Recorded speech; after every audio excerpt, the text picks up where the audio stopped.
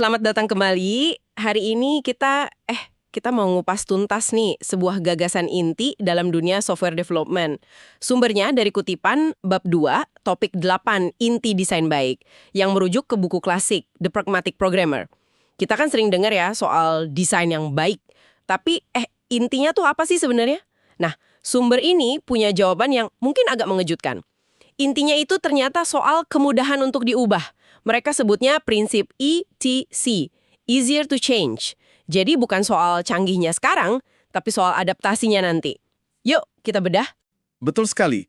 Dan yang menarik ya, ETC ini dilihat bukan cuma aturan teknis gitu aja, tapi lebih sebagai sebuah nilai, ya, nilai fundamental. Nilai ini jadi kayak kompas gitu buat nuntun keputusan desain kita. Apalagi pas lagi galau milih A atau B. Banyak prinsip desain lain yang mungkin Anda udah kenal ya, itu akarnya ya di ETC ini. Wah, menarik tuh. ETC sebagai nilai dasar ya. Jadi prinsip lain itu cuma cara buat mencapai si ETC ini, gitu ya. Di sumbernya ada contohnya kan? Tepat sekali. Misalnya nih, decoupling, pemisahan komponen. Tujuannya apa coba? Ya biar kalau ada perubahan di satu tempat nggak langsung merusak tempat lain. Intinya ya supaya tiap bagian itu lebih gampang diubah sendiri-sendiri. Kayak main Lego lah, ganti satu bata nggak perlu bongkar semua kan? Oke, masuk akal. Terus ada lagi, oh ya, single responsibility principle, prinsip tanggung jawab tunggal. Itu juga nyambung ke sini berarti ya? Bener banget. Kalau satu modul cuma punya satu alasan buat berubah. Nah, pas alasan itu beneran muncul, kita udah tahu persis harus ngubah di mana. Nggak usah takut ada efek samping kemana-mana. Jauh lebih gampang diubah, iya nggak? Iya juga ya, bahkan ini nih yang menarik banget menurut saya. Soal penamaan yang baik. Itu juga nyambung ke ETC. Kok bisa? Ini dia. Kelihatannya sepele ya, nama variabel atau fungsi. Tapi coba pikir, kode itu kan harus bisa dibaca, harus bisa dipahami. Biar apa? Ya biar orang lain, atau bahkan kita sendiri nanti di masa depan, bisa ngubahnya dengan pede gitu loh. Kalau namanya aja udah bikin bingung, wah, mau ngubah jadi deg-degan kan? Penuh resiko. Jadi ujung-ujungnya balik lagi ke pertanyaan tadi. Ini bikin perubahan nanti lebih gampang atau malah lebih susah? Semuanya ke ETC. Oke, paham. Jadi secara konsep semua ngarah ke kemudahan perubahan. Tapi realitanya nih di lapangan, ada deadline, ada tekanan. Gimana caranya kita bisa benar-benar nerapin nilai ETC ini sehari-hari? Ada tips praktisnya nggak? Ada. Sumber ini ngasih beberapa pendekatan praktis kok. Yang pertama, namanya penguatan sadar. Ini kayak melatih otot kesadaran desain kita gitu. Coba deh, misalnya seminggu gitu ya, tiap kali Anda mau save kerjaan, atau baru selesai ngerjain satu tas. Tanya ke diri sendiri, yang barusan saya lakuin ini bikin sistem jadi lebih gampang diubah, atau malah lebih susah ya? Pertanyaan simpel ini, kalau rutin, bisa bikin pola pikir etisi itu nempel. Jadi kayak semacam checklist mental gitu ya, tiap selesai ngoding atau ngerjain sesuatu. Oke, terus apa lagi? Yang kedua, usahakan bikin kode yang bisa diganti, replaceable. Seringkali kan kita nggak tahu persis ya, sistem ini nanti bakal berkembang ke arah mana. Nah, kalau kita ragu, usahakan bagian kode yang kita tulis itu relatif gampang buat dibuang terus diganti total kalau memang perlu. Ini secara nggak langsung bakal mendorong kita bikin desain yang lebih decoupled. Ah, yang komponennya terpisah-pisah tadi ya? Iya, betul. Dan juga lebih kohesif. Jadi elemen di satu komponen itu fokusnya jelas. Nah, itu ciri-ciri desain yang kuat hadapin perubahan. Masuk akal. Jadi jangan terlalu cinta sama kode yang kita tulis hari ini ya. Siap-siap aja kalau besok harus diganti. Ada lagi nggak saran praktisnya? Yang ketiga, ini menarik juga, pakai engineering daybook. Semacam jurnal teknis gitu. Jadi pas kita lagi hadapin keputusan desain yang sulit atau yang ambigu gitu ya, catat aja konteksnya apa, pilihan yang ada apa aja, kenapa kok kita milih solusi A misalnya, bukan B. Mungkin bisa juga ditambahin perkiraan kita, kira-kira nanti potensi perubahannya kayak gimana. Oh, kayak bikin Dear Diary versi developer gitu ya. Hari ini aku galau antara pakai library X atau Y. Tapi ini serius dan beneran berguna ya. Ya, kurang lebih gitu. Tapi ini beneran berguna banget. Catatan itu jadi umpan balik yang wah berharga banget pas nanti kode itu beneran perlu diubah. Ini bisa bantu ngasah intuisi desain kita seiring waktu. Kita jadi belajar dari keputusan-keputusan kita di masa lalu. Oke, jadi kesimpulannya nih buat Anda yang lagi dengerin, paham dan menerapkan prinsip etis ini benar-benar bisa mengubah cara pandang Anda soal software. Kalau Anda developer ya jelas, cara nulis kode bisa berubah. Kalau Anda manajer proyek, mungkin cara mikirin prioritas antara nambah fitur baru sama beresin technical debt jadi beda.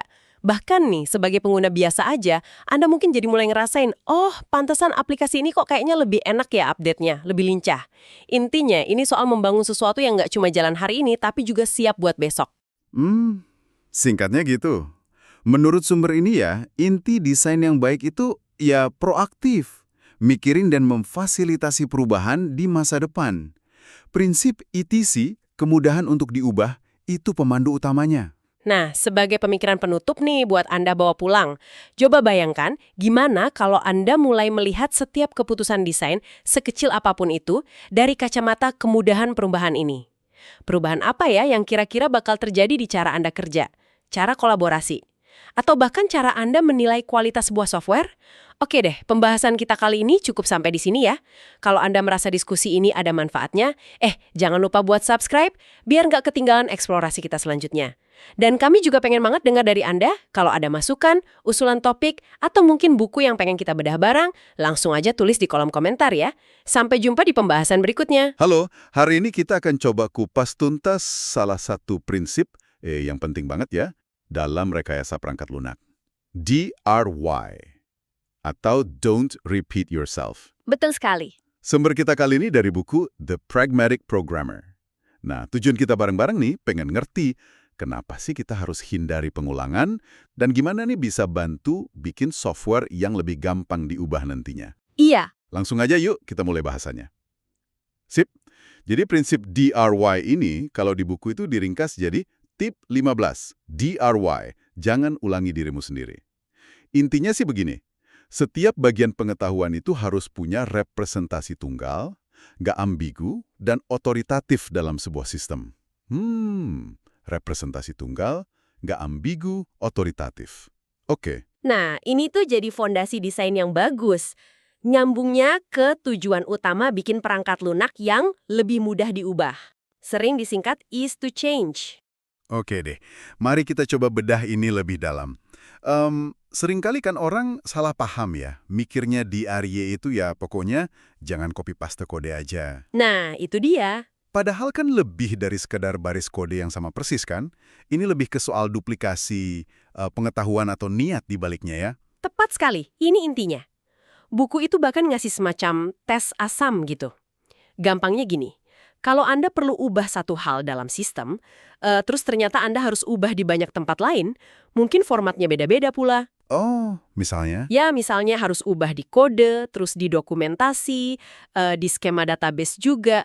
Nah, itu tanda kuat sistem Anda udah melanggar prinsip DRY. Wah, kebayang sih repotnya. Apalagi kalau timnya gede atau ada orang masuk baru gitu ya. Iya banget. Terus, emangnya kenapa sih duplikasi ini dianggap buruk banget gitu? Kayaknya ini udah kayak resep pasti buat apa yang disebut mimpi buruk pemeliharaan. Gampang banget bikin inkonsistensi. Inkonsistensi ya? Iya. Sumbernya bilang gini, ini menarik nih.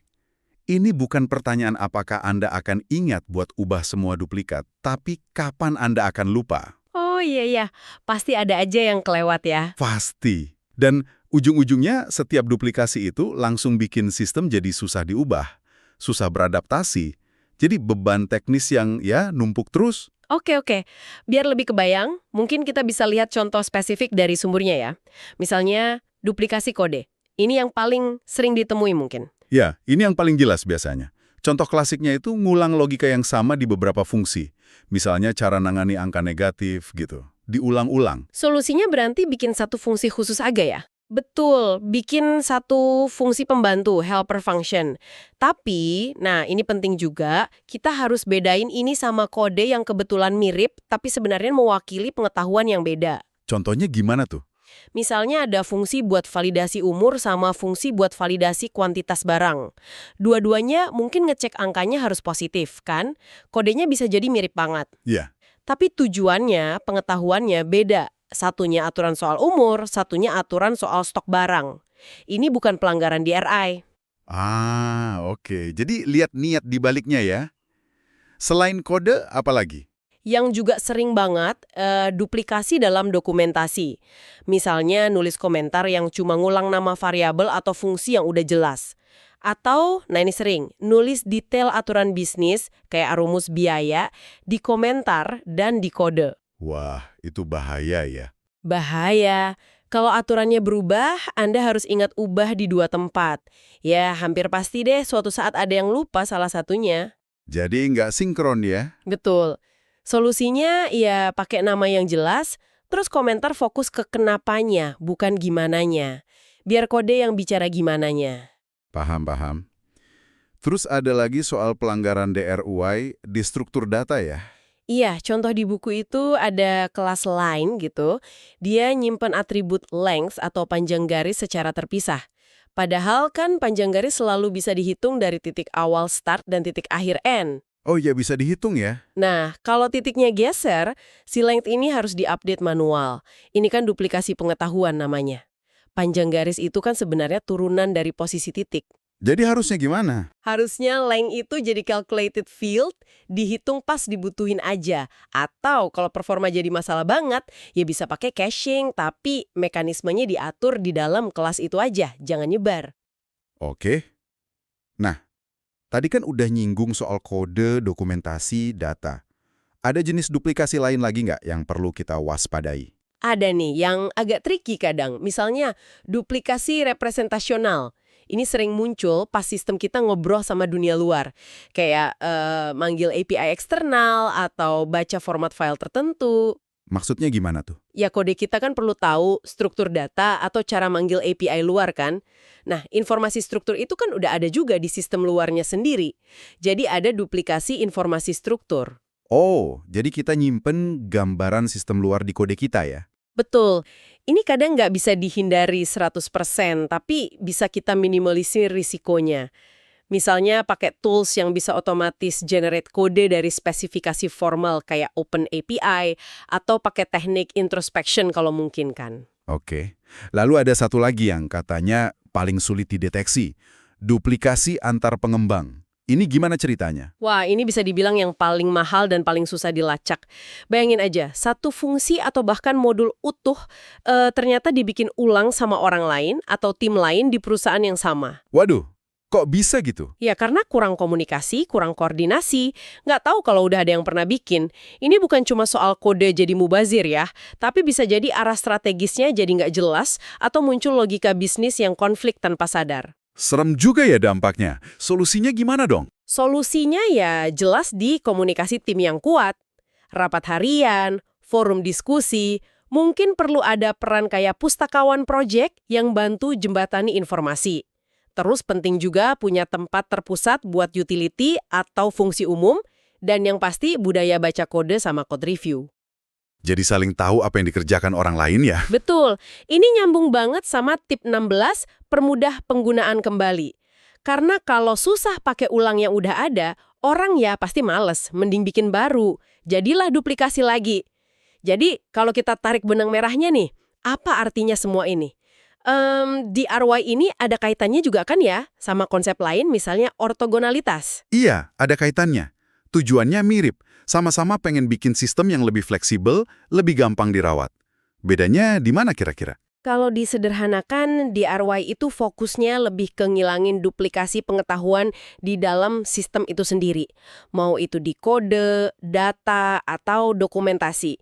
Kalau ortogonalitas, fokusnya lebih ke ngurangin ketergantungan antar komponen sistem yang beda, biar kalau satu komponen diubah, nggak banyak komponen lain yang ikut kena imbas. Oke, jadi saling melengkapi ya konsepnya. Tepat sekali. Jadi pesan utamanya dari DRY ini adalah kita harus sadar dan proaktif buat ngilangin duplikasi pengetahuan dan niat.